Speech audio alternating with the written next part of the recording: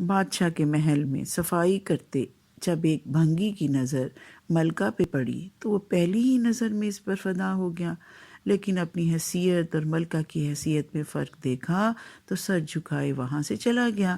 پر دل تھا جو ایک ملاقات کی حسرت میں تڑپتا رہا۔ عشق کی بیماری نے جسمانی بیماری کا روپ لے لیا اور وہ بستر پہ پڑ گیا۔ بھنگی کی بیوی بھی اس ساری حالت سے واقف تھی۔ بھنگی کی خراب حالت کی بنا پر اس کی بیوی اس کی جگہ کام پہ لگ گئی۔ کئی دن تک جب بھنگی ملکہ کو وہاں نظر نہ آیا تو اس نے اس کی بیوی سے دریافت کیا۔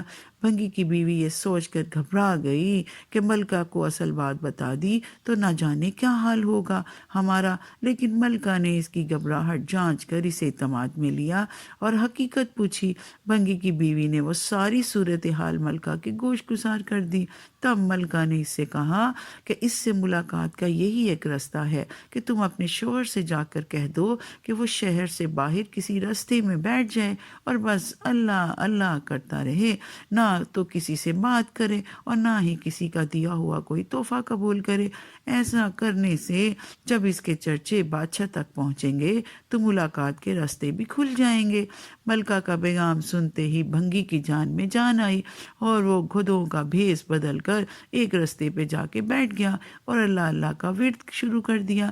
آنے جانے والے اس سے متاثر ہوتے اور نذرانے ساتھ لاتے، لیکن وہ نہ تو سر اٹھا کے کسی کو دیکھتا اور نہ ہی کسی چیز کو ہاتھ لگاتا۔ کرتے کرتے خبر بادشاہ تک جا پہنچی اور اس نے وزیر کو بھیجا کہ دریافت کرو کہ کون ہے وہ، اس کی سچائی کس حد تک ہے۔ وزیر نے واپس جا کر بادشاہ سے اس کی بہت تعریف کی۔ بادشاہ فیض پانے کی غرض سے خود چل کر اس کے پاس گیا۔ جب ہر طرف اس کے چرچے ہونے لگے تو بادشاہ نے ملکہ سے اس نیک انسان کی زیارت کی خواہش ظاہر کی۔ بادشاہ نے اجازت دے دی۔ اسی اثناء جب بھنگی کو اس بات کا احساس ہوا کہ اب تک وہ دل سے نہیں صرف ایک دنیاوی مقصد کے تحت ہی اللہ پاک کے نام کی تسبیح کر رہا تھا، وہ جھوٹا ہے، لیکن پھر بھی اللہ کی رحمت اس پر اس قدر ہے کہ لوگ اس کے سامنے جھک رہے ہیں۔ کیا بادشاہ، کیا عام آدمی، سب ہی اسے عزت دے رہے ہیں۔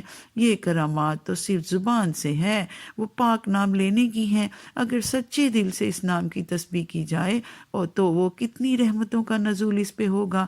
جب ملکہ اس کے پاس پہنچی تو اس نے سر اٹھا کر اس کی طرف نہ دیکھا اور نہ وہ مطمئن ہوئی اور کہ آج اس کی وجہ سے وہ اللہ کے قریب ہو گیا ہے، اور وہ اپنے محل چلی گئی۔ بے شک اس پاک ذات کا ذکر اپنے آپ میں ایک رحمت ہے۔